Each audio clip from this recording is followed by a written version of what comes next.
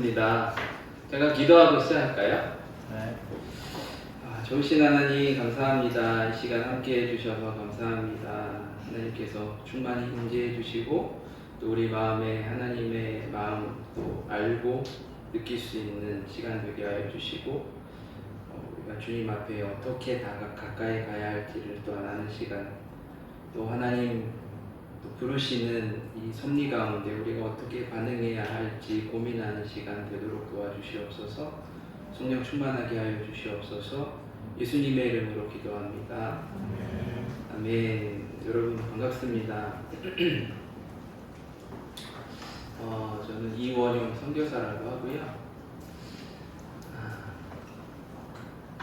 제가 목사님이 강의를 부탁을 해주셔가지고 이렇게 저렇게 하다가 좀 뭐라도 보면서 하면 좋을 것 같아서 그냥 간단하게 PPT 만들었는데 이거 보면서 같이 이야기했으면 좋겠어요. 제가 동영상 보여드린 거는 제 사역 소개가 아니고 지금 현재 미얀마라는 나라는 이런 사역을 하고 있다라는 것들을 보여드리려고 이제 한 거고요. 잠깐 봐서 그 감을 어떻게 잡으실지 모르겠지만 선교진 이렇다. 그 정도만 알고 참고하시면 좋을 것 같아요. 오늘 첫날이라고 들었어요. 그래서 단기 선교가 무엇인지 그런 비슷한 것들을 잠깐 나눠주시면 좋겠다라고 말씀해 주셔가지고 나름 준비는 했는데 제가 3가지 질문을 통해서 오늘 시간을 한번 같이 나눠보려고 합니다. 이 사진은 인터넷에서 캡처한 거지만 저희 미얀마 사진도 있어요.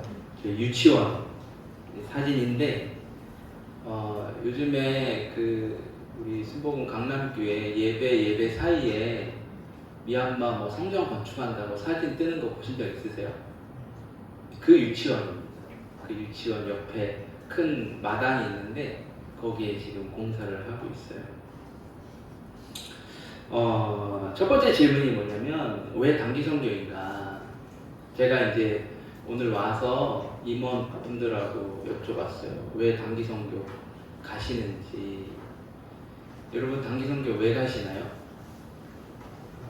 가기로 결정한 이유가 무엇이신가요?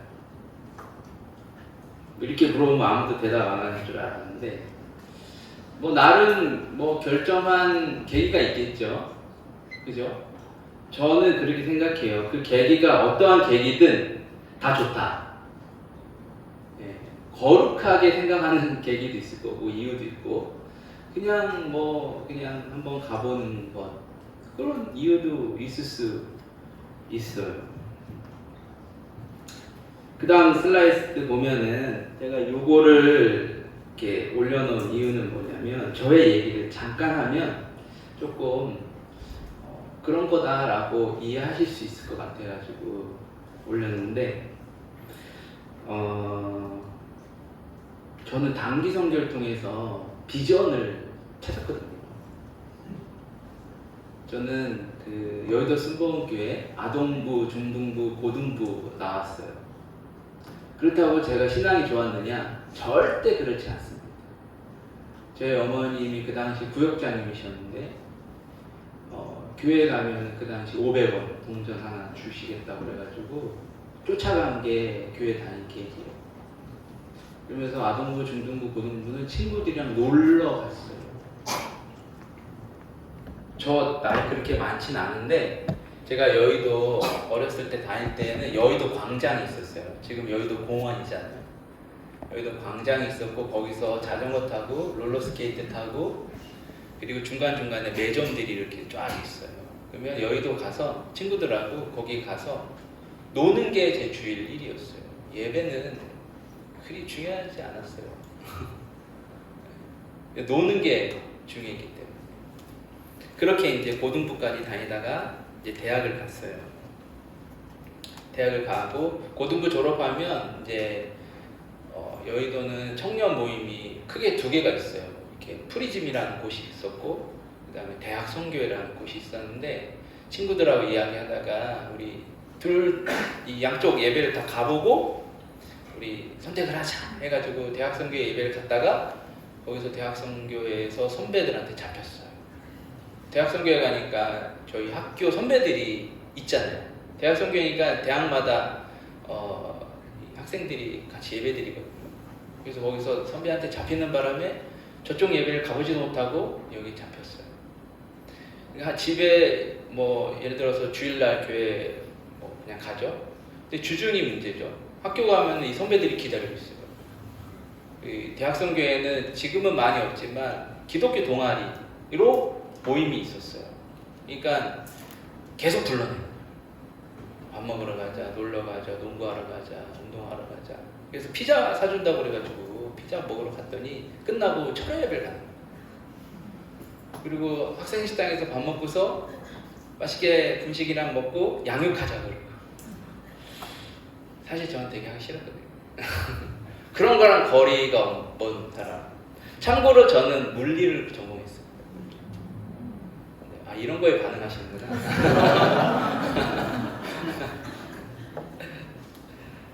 그러다가 제 친구가 해외여행을 간다는 거예요. 저랑 아주 친한 동기 친구인데, 그래? 그럼 나도 한번 가보자. 저는 한 번도 비행기를 타보지 않았으니까 한번 가보자. 이 친구는 인도를 간다는 거예요. 그래, 인도? 그래서 나도 인도 가보자. 한 4주를 간대요. 4주 재밌겠다. 그래서 인도를 가려고 그랬더니 사람이 다 찼다는 거예요. 아니, 여행 가는데 무슨 사람이 차고 자시고가 있나. 그러다가 찾다가 어디를 발견했냐면 미얀마를 발견했어요. 미얀마. 그때 이제 나이 많은 동기, 늦게 들어온 동기가 팀장이었어요. 그래서 제가 가서 여기 미얀마 갈 수 있어? 갈 수 있다는 거예요. 아, 그래, 잘 됐다. 이제 대학생도 됐으니까 해외여행 가보자. 그리고 따라갔다가 이렇게 됐어요.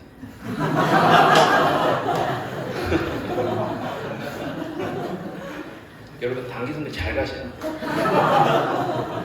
잘못 가면 이렇게 돼요. 저도 나름 꿈이 있었어요.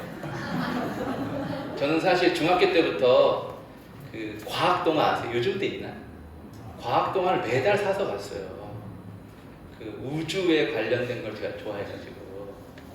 그래서 천체 물리를 공부하면 좋겠다. 그리고 또 좋은 대기업에 가서 돈도 많이 벌었으면 좋겠다. 그게 전부였어요. 근데 단기 선교를 갔는데 거기 계신 선교사님이 형제님의 비전은 뭔가요? 처음 받아보는 질문이었어요. 비전이라는 게 뭐지? 여러분, 비전 있어요? 꿈 있어요? 이런 건 전혀 반응 안 하네요. 비전 없으세요? 비전 없을 수 있어요. 이 나이 때 없을 수 있어요. 저도 없었으니까 그냥 대학 졸업 잘하고 대학원 가고 대기업 가고 아니면 또 연구해서 뭐 이렇게 가는 게 뭐 그냥 진로였으니까. 근데 거기서 그 질문이 제 머릿속에 사라지지 않는 거예요. 나의 비전은 무엇인가? 그죠? 그러다 보니까 갔다 와서 고민을 하기 시작하는 거죠. 기도회도 참석하고 또 철야도 가게 되고 또 동계 수련회도 가게 되고 학예 수련회도 가게 되고 그냥 비전을 찾기 위해서 다녔던 거예요. 그러다가 하나님께서 저에게 선교 어떠냐 그런 마음이 들었어요. 선교 저는 싫습니다. 그리고 그 당시 어떤 붐이 있었냐면 선교의 하나의 동향이에요. 그 당시 어떤 게 있었냐면 전문인 선교사 해가지고 좀 예를 들면 한 분야의 석사 정도까지 따면 인도네시아나 이런 데 대학에 강의를 할 수도 있었어요. 그 당시에는.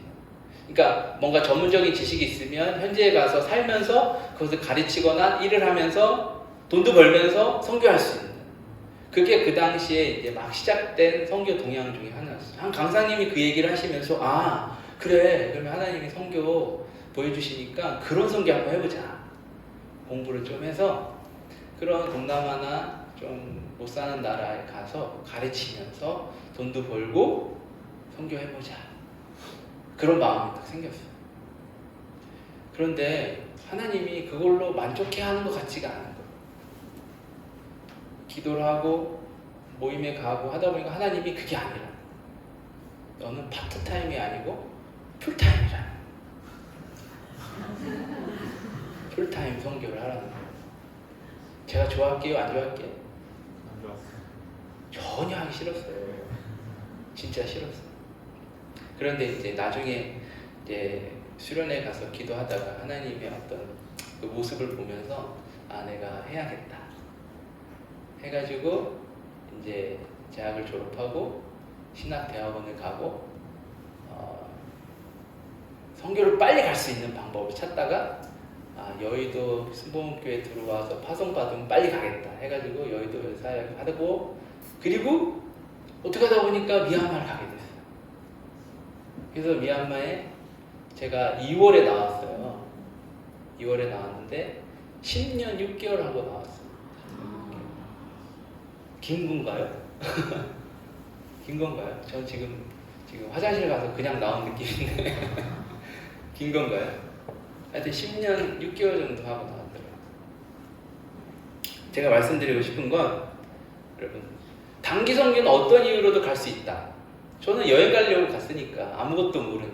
저는 그 당시에요, 모세가 구약에 나오는데 신약에 나온지도 몰랐어요. 근데 그냥 따라간 거예요. 근데 그 준비 모임도 하잖아요. 떠나기 전에 준비 모임이 재밌었어요. 여러 같이 동기들이나 선배들이나 같이 막 매일 모여서 막 뭘 준비하고, 가면 이거 해야 되는데 여행 가는데 왜 그런 걸 해야 되는지 모르겠지만 막 현지 찬양도 해야 되는데 율동도 해야 되는데 막, 그래서 그냥, 근데 그게 재밌었어요. 같이 밥 해 먹고 하루 종일 준비하고 집에 가고 그게 재밌었어요.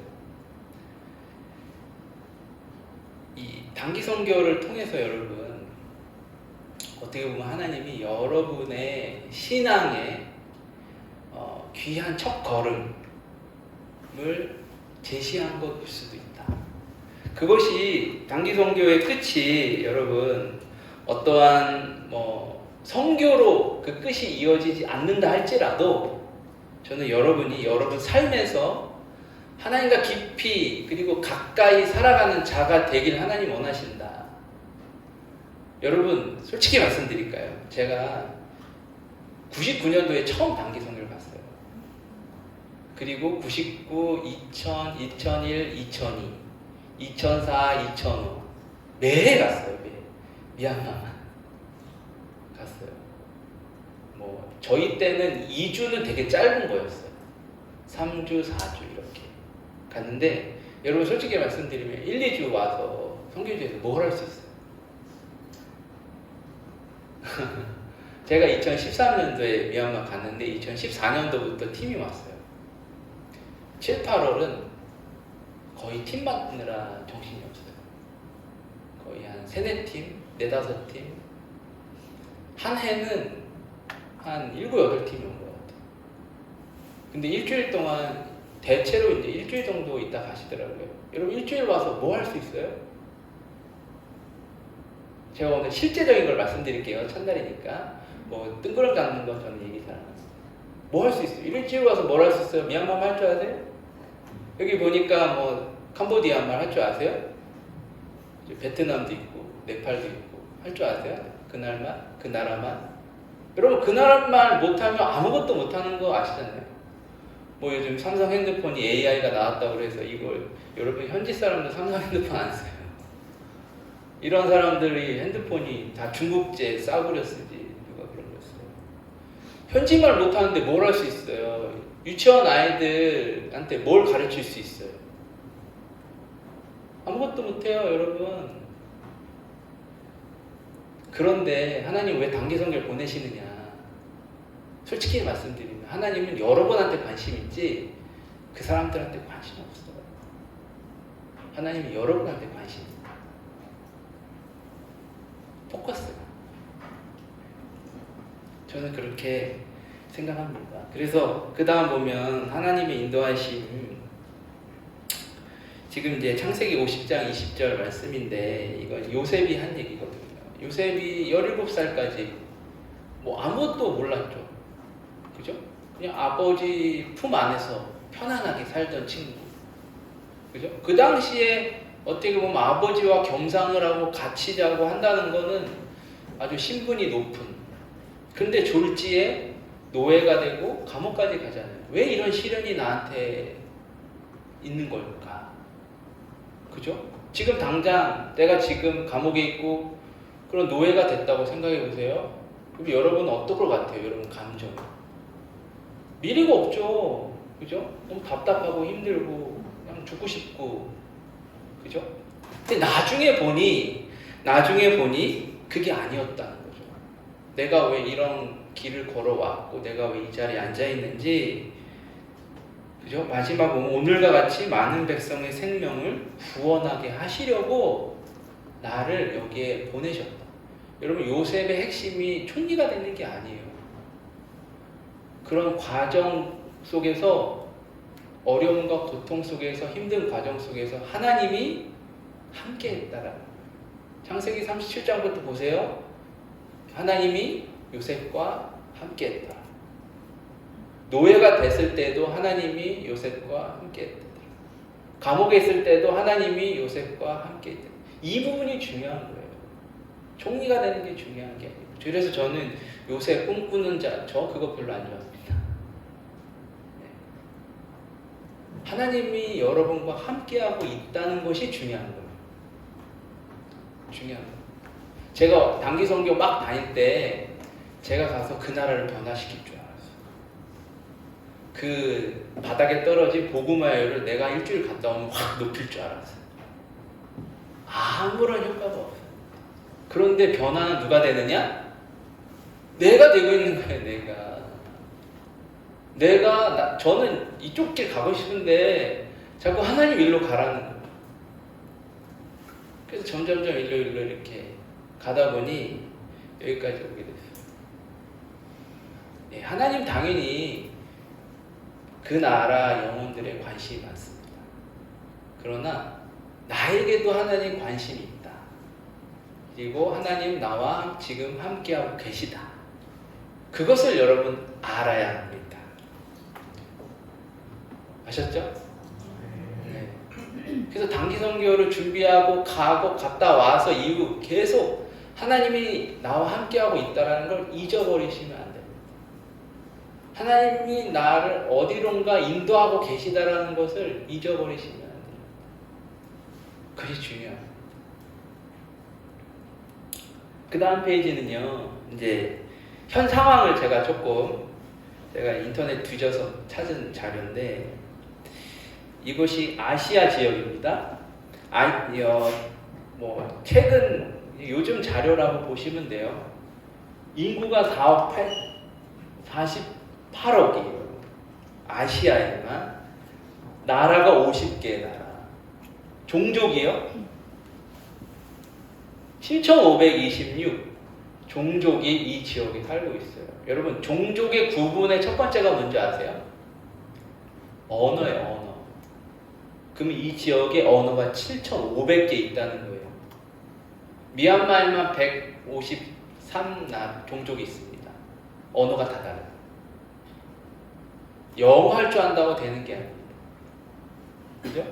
그러면 이 7,500 종족 중에 복음을 아직 잘 모르는 종족이 5,400 종족이 돼요. 적은가요? 많은가요? 72.9%. 그리고 저게 뭐죠? 아직 복음을 잘 모르는 사람 29억 명. 60%예요. 이 통계가요, 나아진 걸까요? 10년 전, 20년 전보다? 아니에요. 안 나아졌어요. 심각하죠? 그 다음 볼까요? 그 다음은 한국입니다. 여러분, 대한민국이 한민족 국가라고 생각하시나요? 그런가요? 아니에요. 여러분, 외국 사람들은 그렇게 안 보고 있어요. 여기 보면은, 여러분 인터넷 들어가서 여호수아 프로젝트 영어로 치셔서 보시면 이거 다 볼 수 있습니다. 한국에 23종족이 살아요. 한민족으로 외국 사람들은 보질 않아요. 23민, 최소입니다. 최소 23민족. 그 중에 예수님을 잘 모르는 민족이 11민족이 한국에 살고 있대요. 그죠? 인구는 이렇고, 그죠? 인구 대비, 그래도 저건 적죠? 왜냐면 대체로 다 한국 사람이니까. 한국 사람은 보고만 됐다고 보는 거예요. 그죠? 이런 수치가 있어요. 미래는 어떨까요? 미래. 지금이 한국이 이렇다. 그러면 내년은 어떨 것 같아요? 그 다음 거부터 볼까요? 그 다음 거. 요것도 그냥 하나의 참고 자료 중에 하나인데, 뭐, 무종교, 기독교, 불교, 그 다음에 저거는 그냥 무슨 신앙이죠? 민족신앙 뭐 그런 겁니다. 다른 거, 이슬람 이렇게 나와요. 뭐 나쁘지 않죠? 30%면은 여러분 나쁘지 않은 거예요. 기독교. 이게 이 외국 자료는 2단 그 다음에 사입이 다 포함한 거예요. 순수 기독교만은 아니에요. 착각하지 마십시오. 이 카톨릭 2단 다 포함된 게 30%. 그죠? 뭐 나쁘지 않아요. 그 다음 거 볼까요? 그 다음 거. 요건 이제 세계 증가 속도라고. 그죠? 맨 위에 무슬림이 돼 있죠. 2050년도에 이제 무슬림이 이게 증가 속도인데, 증가 속도. 이렇게 증가하면 2070년도에 저렇게 된다는 거예요. 전 세계가. 현재는 2010년대에는 23, 30일이었지만 2070년대에는 동률을 이루고 그 이후부터는 무슬림이 전 세계에 더 많아진다. 이게 지금 전 세계 종교 현황이에요. 이런 거 보신 적 없으세요? 그 다음 거 볼까요? 그 다음 거는 이제 불교가 가장 큰 나라, 순인데 한국이 8위죠. 그러니까 불교는 동남아시아에 많이 포함되어 있고, 뭐 동남아시아가 대부분이기 때문에 뭐 이런 수치가 나옵니다. 별로 중요한 건 아니지만 여전히 한국이 불교 중심 국가에서는 벗어나지 않는다. 그 다음은 뭐 기독교인데요. 그 다음 기독교인데, 네, 이거 2010년이고 이제 2050년에 저렇게 될 거다. 근데 별반 차이는 없지만 특이한 건 뭐냐면 여전히 미국이 많고, 그리고 보시면 알지만 소위 말해서 제3국가들입니다. 아프리카, 남미. 네. 이런 것이 이제 앞으로의 기독교 특징 중에 하나. 그 다음 자료는요. 이건 작년 말에 나온 책에 있는 자료인데요. 한국 기독교에 대해서 전망을 한 거예요. 우리가 볼 건 뭐냐면, 기독교는 계속 줄어들고 있다. 빨간 거 큰 거는 무종교예요, 무종교. 기독교가 아닙니다. 빨간 제일 높은 거 아니고, 맨 앞에 있는 빨간 게 기독교인데 계속 줄고 있습니다. 계속 줄고, 다른 종교들도 줄지만 기독교의 이 둔화 속도는 아주 크다. 그죠? 이제 한국을요, 아까도 자료에 있었지만 한국은 기독교 국가일까요? 불교 국가일까요? 이 사이트에서는 한국은 무종교 국가입니다. 그러니까 세계 선교 동향에서 한국은 무종교 국가예요. 지금 무종교가 올라갔다 떨어지는 이유는 출산율이 떨어지니까 당연히 떨어지는 거죠. 근데 퍼센트율로 보면 무종교, 저기 보면은 네, 써있죠? 써있나요? 한 70% 가까이, 한국 인구의 70%가 무종교가 되는 거라고 예상을 하는 거예요. 그 다음 거 볼까요? 이제 최근 전 세계 기독교 박해지수 나온 자료인데 줄고 있지 않아요. 늘어나고 있어요. 기독교인, 기독교 가정, 교회 이런 거에 대한 폭력과 이런 것들이 줄어들고 있지가 않아요. 계속 증가하고 있어요. 그죠? 제가 이 자료를 보여드린 이유는 무엇이냐면 선교해야 됩니다. 끊임없이 하나님은 선교사 만들기 원하십니다. 여전히 이런 박해는 늘어나고 있고 기독교 복음화는 증가하고 있지가 않습니다. 여러분 캄보디아에 선교사가 몇 명 있을 것 같아요? 한국 선교사가 안 세우셨죠? 인터넷 치면 대충 나오는데 아무도 모릅니다. 캄보디아에 한국 선교사가 몇 명 있는지. 각 나라 가면은 선교사 협회가 또 따로 조직이 돼 있어요. 그래서 이제 선교사들이 모여서 등록하고 이제 서로 뭐 필요한 거 논의도 하고 이야기도 같이 하는 그런 조직인데 있어요. 그러면 그 조직의 수를 보면은 대충 이 나라의 선교사가 몇 명, 한국 선교사가 몇 명인지 나오거든요. 근데 이제 최근에는 여기를 등록 안 하고 그냥 선교 오는 분들도 많아요. 근데 캄보디아는 등록된 숫자만 400윤씨 넘어요. 400가정이 넘어요. 그러면 캄보디아는 몇 명 계시냐? 곱하기 1을 해야 될지 3을 해야 될지 몰라요.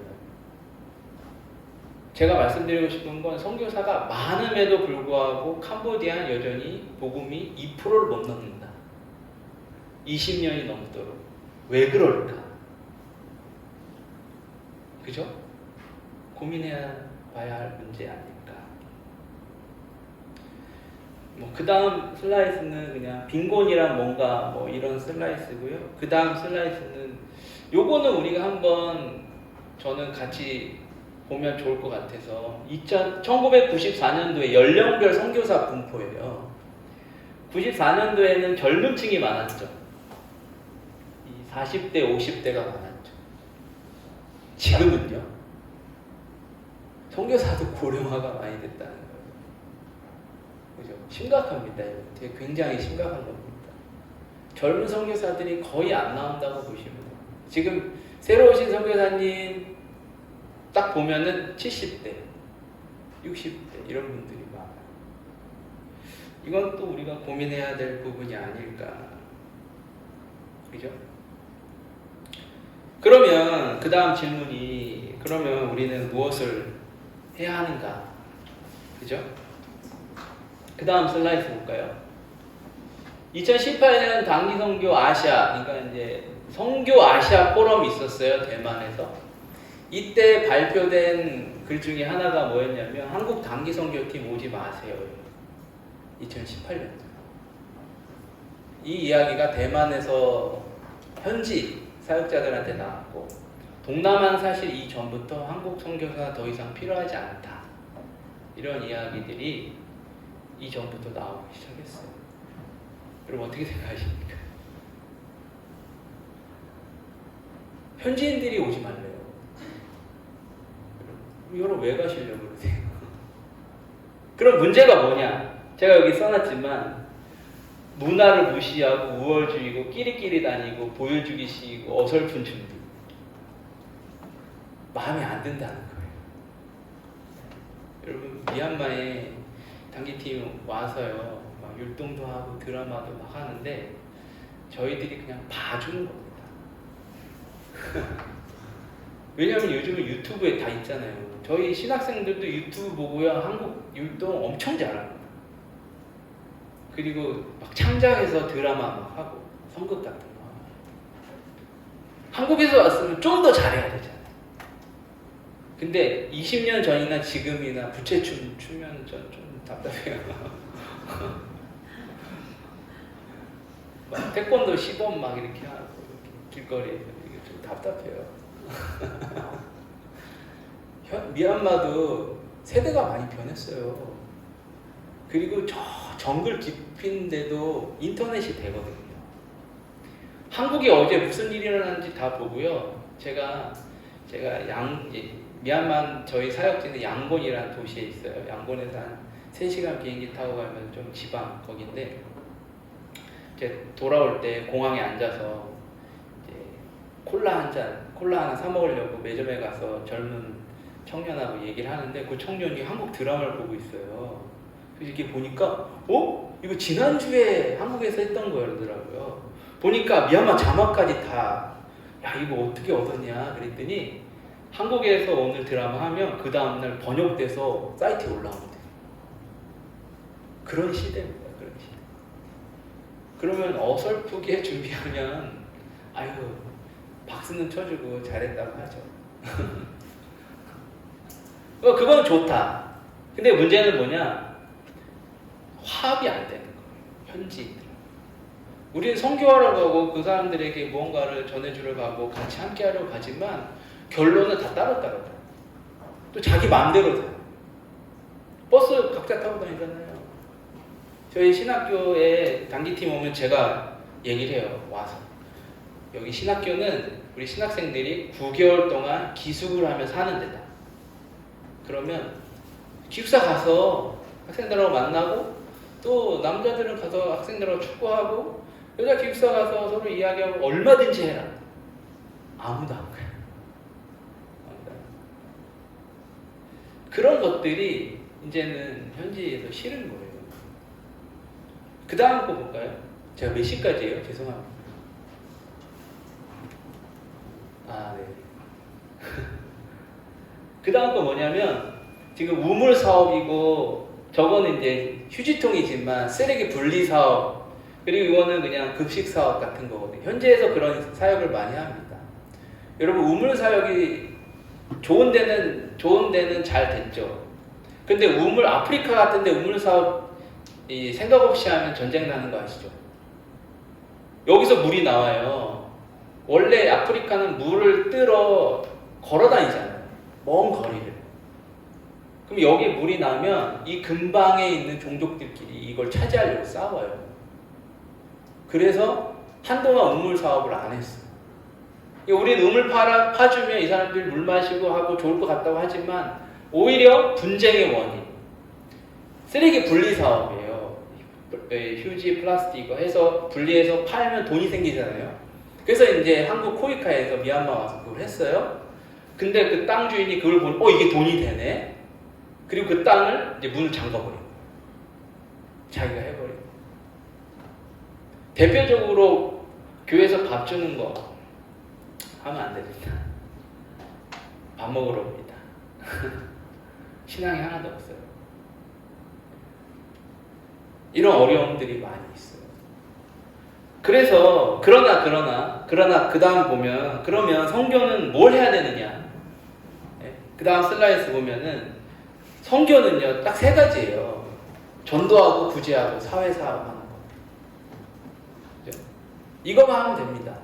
근데 세부적으로 뭘 하느냐는 진지한 고민과 연구와 그리고 현지 탐험과 여러 가지를 조사해서 진행을 해야 돼요. 근데 기본적인 갖춰야 할 소양이 무엇이냐? 저는 전문성하고 유연성이라고 생각합니다. 기본적으로 우리는 성경을 잘 알아야 되고 우리는 영성이라는 것을 갖춰야 해요. 그리고 그 나라의 다양한 것들을 우리가 흡수할 수 있고 같이 함께 할 수 있는 소통. 그래서 저는 전문성하고 유연성이 필요하다. 전문성은 무엇이냐? 그 다음 보면 전문성은 무엇이냐? 하나님을 아는 거예요. 이거 요한복음 17장 3절 말씀인데 영생은 뭐라고요? 하나님과 그리스도를 아는 거. 여러분 하나님과 그리스도를 잘 아시나요? 이거 고민해야 됩니다, 여러분. 예수님이 기도하시는 문장이거든요. 영생은 하나님과 그리스도를 아는 거다. 그죠? 그리고 또 무엇이냐? 사람을 기쁘게 하라는 것이 아니고 하나님을 기쁘게 하라는 거예요. 이것이 영성입니다, 여러분. 내가 삶에서 내가 단기성을 가서 하면서 하나님을 기쁘시게 하는 것은 무엇인지 가서 하는 거예요. 이렇게 하면 하나님 기쁘시겠지. 그 다음 유연성은 뭐냐면 여기 다양한 것들이 있는데요. 다양한 것들. 여러분 현지 가면 한국하고 문화가 전혀 달라요. 전혀 달라요. 그런 다양한성 속에서 우리가 어떻게 소통을 하느냐 고민해야 됩니다. 고민해야 됩니다. 뭐 대표적으로 손으로 밥 먹는 거 여러분 아주 흔한 거예요. 동남아 가면 아주 흔한 거. 그래서 저희는 미얀마 오면 한번 손으로 먹는 식당에 가요. 이렇게 밥 먹고. 근데 이제 예전에 한 권사님 팀이 왔는데 학생들이 일부가 손으로 먹으니까 쟤네 왜 더럽게 손으로 먹어. 손으로 먹지 마. 막 한국말로 하시는데 좀 답답하죠. 그리고 단순히 복음 전하는 것뿐만 아니고 그 나라가 당면한 문제를 위해서 같이 기도하고 소통하는 거 굉장히 중요합니다. 그죠? 여러분 요즘 미얀마에 어떤 일이 벌어지는지 아무도 모르시죠? 관심 없잖아요. 근데 바로 옆에 나라가 태국이고 중국이고 라오스인데 다 연결돼 있거든요. 지금 미얀마 아주 안 좋습니다. 아주 안 좋습니다. 거의 나라가 폭발 직전. 내전이 아주 심각해가지고 태국이 지금 아주 경계를 하고 있습니다.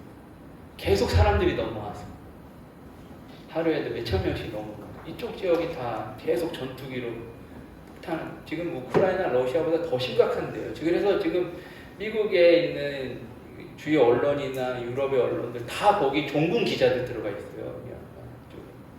근데 한국은 관심이 없다. 아주 심각합니다. 지금 젊은 애들 막 잡아요. 길거리에서. 군인들이 없어가지고. 정부에서. 그래서 총바지로 막습니다. 지금 아주 심각해요. 그런 사회 문제들, 여러분 기후 문제 이런 것도 우리가 선교해야 될 부분입니다. 이런 거 생각 안 해보셨죠? 선교의 하나의 영역인 거예요. 인종 문제, 종교 문제뿐만 아니고 기후 문제, 이런 여러 가지 문제도 우리가 건드려 줘야 된다. 왜냐하면 이걸로 소통하고 선교가 되는 거거든요. 그래서 저는 쉽게 뭐 막 고민하다가 생각한 단어가, 여러분 단기 선교 가서 여러 가지 하려고 하지 마시고 친구 만들어 보세요. 친구. 제가 대만에 갔다 왔거든요. 3월에 그 선교사 총회 모임이 있어 갔는데 거기 가기 전에 그 제가 에어비앤비에서 집을 하나 한 이틀 있었어요. 저희 가족들하고. 근데 그 집주인이 엊그저께 저한테 문자를 보냈어요. 이거 뭐지 하고 봤더니 저는 전혀 모르는 사람이에요. 그 사람이 나 한국 여행 가니까 잠깐 볼 수 있다는 거예요. 이거 뭐지? 여러분 요즘 그런 시대예요. 그런 시대. 그죠? 얼마든지 소통할 수 있는 방법이 널렸다. 여러분 현지 가서 친구 사귀어 오세요. 그 사람이 기독교인이든 아니든 친구 사귀어서 여기서도 계속 소통했어요. 페이스북이나 뭐 유튜브나 동남아는 카톡도 많이 씁니다. 카톡이나 이런 걸로 계속 소통해서 만들어 보세요. 그럼 가서도 만날 수 있고 와서도 만날 수 있고 딴 데 가서도 만날 수 있고 그걸 통해서 내 삶을 알려주고 나의 어떤 가치관을 알려주면서 전도하는 거죠. 이것이 여러분이 할 수 있는 가장 좋은 아이템, 선교예요. 여러분 가서 뭐 전한다고 전단지 던진다. 요즘 전단지 이거 할 때 잡혀가요. 잡혀갑니다. 미얀마는 절대 못합니다. 외국인이 지금은 또 정치적으로 민감하기 때문에 누가 전단지 나눠주면 바로 군인이 잡아갑니다. 이슬람은요? 당연히 안 되죠. 여러분 인도네시아, 말레이시아 이슬람 국가예요. 거기서 복음을 전한다? 여러분 바로 잡혀갑니다. 필리핀은 총 쏴요. 이거 뭐야? 여러분 그런 나라예요. 그런데 전도한다? 말도 안 되는데? 근데 가장 좋은 방법을 두고 왜 그걸 하냐는 거죠.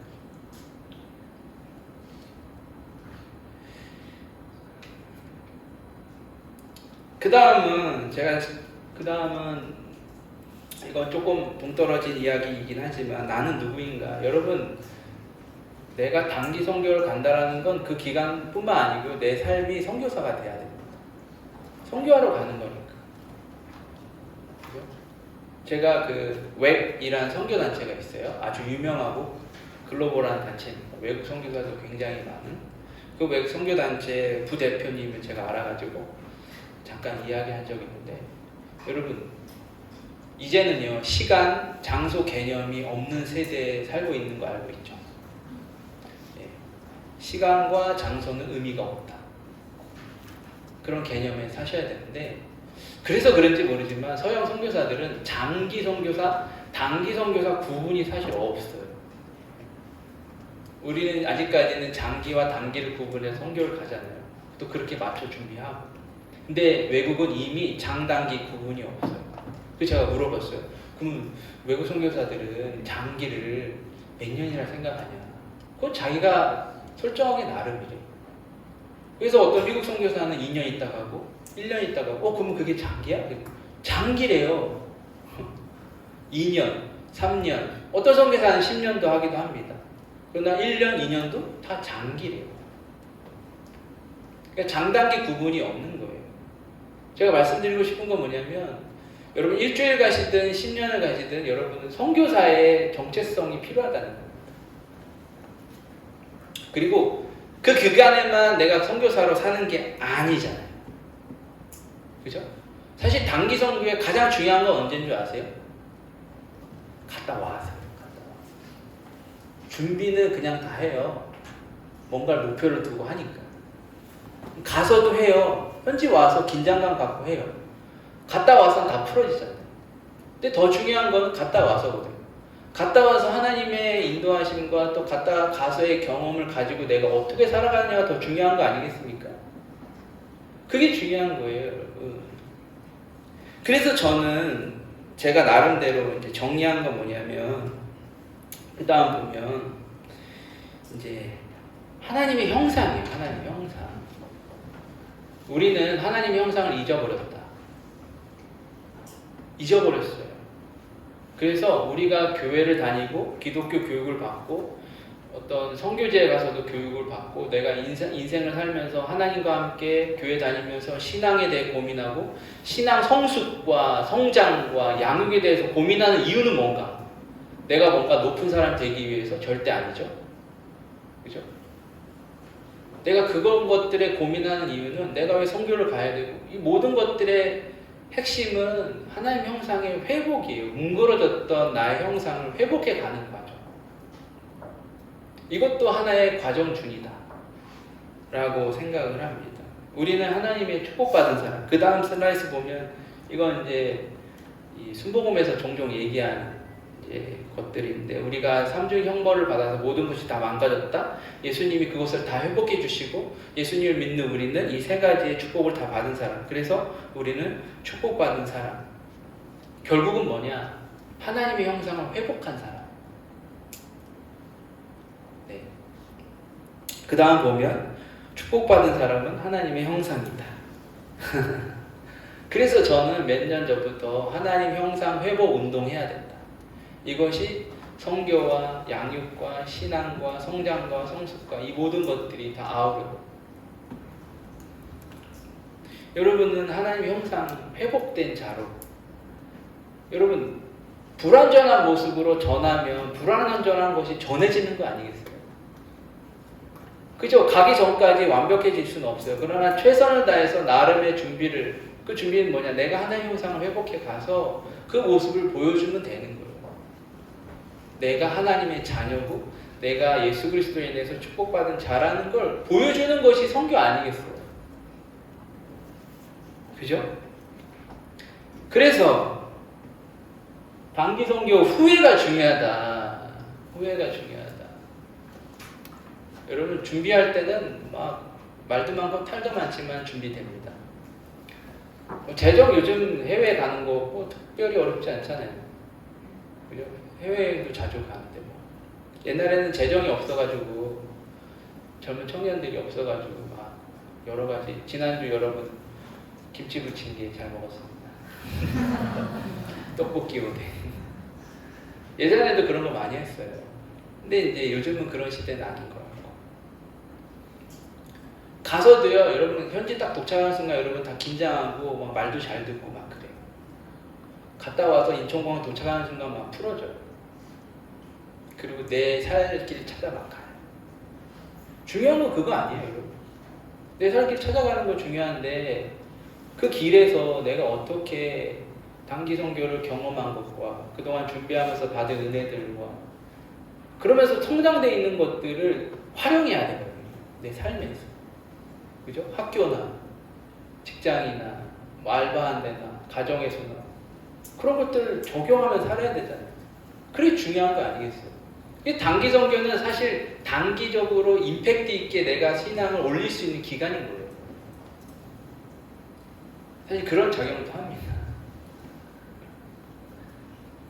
그러면 그 다음 보면 제가 막 생각나는 거 적은 거예요. 이 선교의 체험을 준비하고 가서 했던 그 체험을 계속 이어가야 된다. 그래서 여러분 성경도 가까이 해야 되고, 그죠? 하나님을 기쁘게 하는 인생은 무엇인가 고민도 하고, 저처럼 여러분 비전 한번 고민해 보세요. 저처럼 다 선교사 되라는 게 아니고 하나님이 나에게 주신 비전은 무엇인지 여러분 고민해 보세요.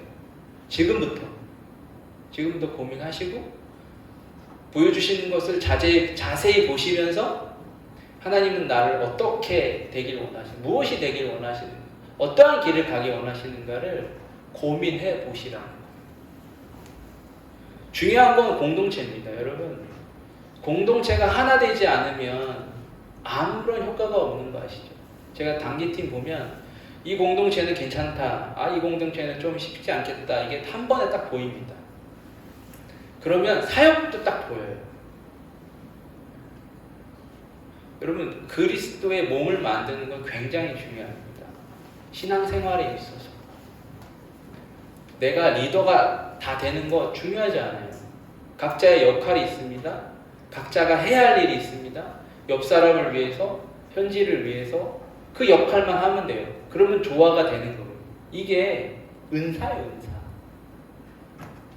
은사를 잘 활용해야 된다.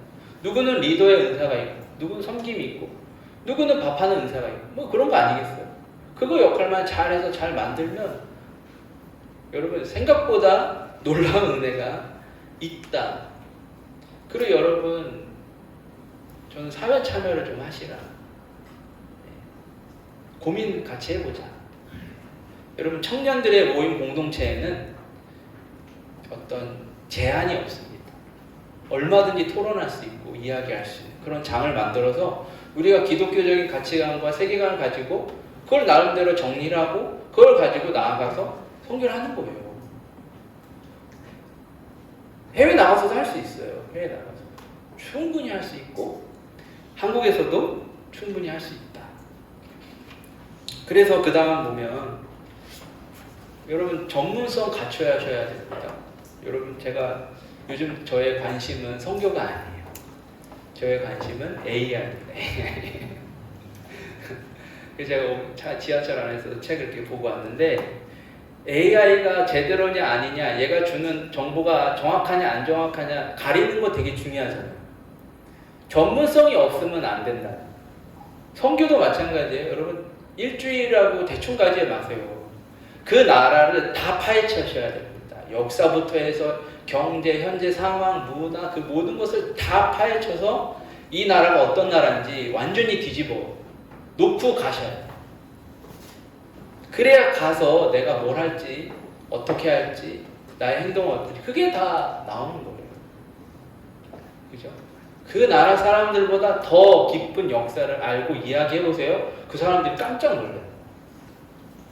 진짜예요. 여러분, 언어만 하지 마시고 진짜입니다.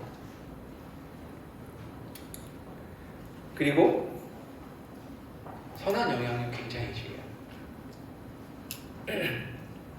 사도행전 11장에 보면 그리스도인이라는 단어가 나와요. 그리스도인이라고 누가 먼저 불렀어요? 공동체 밖에 있는 사람들이 먼저 불렀어요. 이 사람들이 이상해.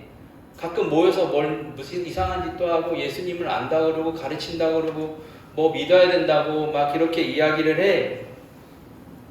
그러고 보니 그리스도와 비슷해 해서 불려진 이름이 그리스도인이에요. 나는 그리스도인이야 라고 말한 게 아니에요. 예수를 믿지 않는 사람들이 그리스도인이라 불리운 거예요. 여러분, 그게 선한 영향력이라는 거예요. 내가 그냥 그리스도인처럼 살았더니 누군가 그렇게 불러줘요. 그런 거면 성공한 거 아니에요? 그렇잖아요. 그러한 삶을 살아야 된다. 네. 제가 여러 가지 이야기를 했지만 단기 선교가요, 그냥 단순히 선교, 단기 선교로만 보지 마시고, 그죠? 어떻게 보면 내 인생의 가장 중요한 터닝 포인트가 될 수 있습니다. 그리고 더 깊이 선교로 갈 수도 있고, 하나님과 더 가까이 갈 수도 있고, 그죠?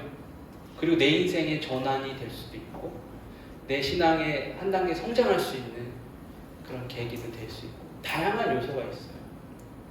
그래서 여러분 더 진지하게, 더 깊이, 함께, 건전하게, 거룩하게 참여하시기를 바랍니다. 그래서 제가 과제를 하나 드리려고 합니다. 그 다음 슬라이드. 이게 뭔지 아시는 분 있어요?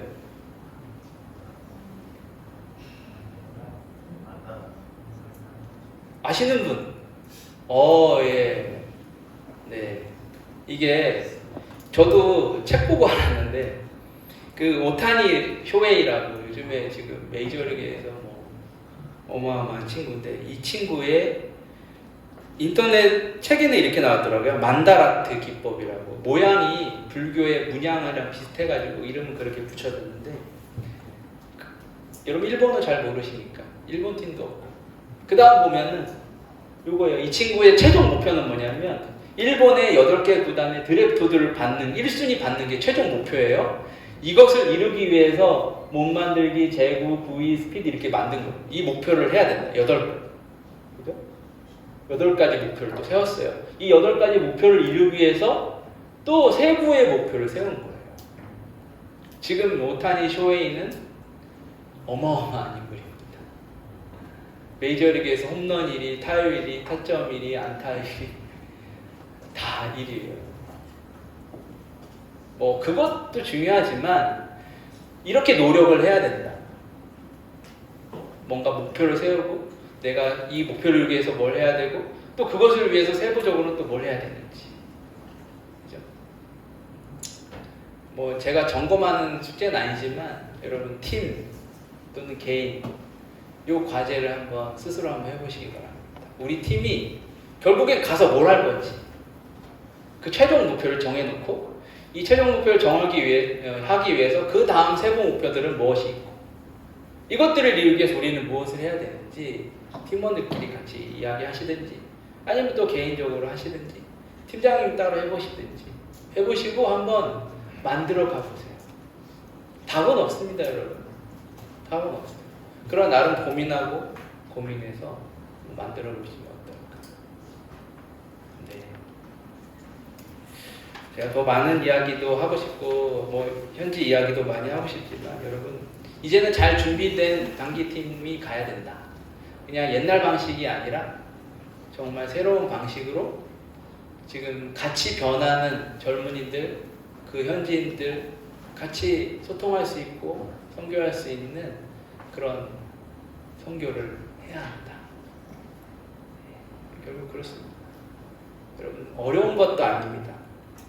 그러나 하나님은 이 시간을 아주 귀하게 소중하게 생각하신다라는 것입니다. 마치도록 하겠습니다. 기도하겠습니다.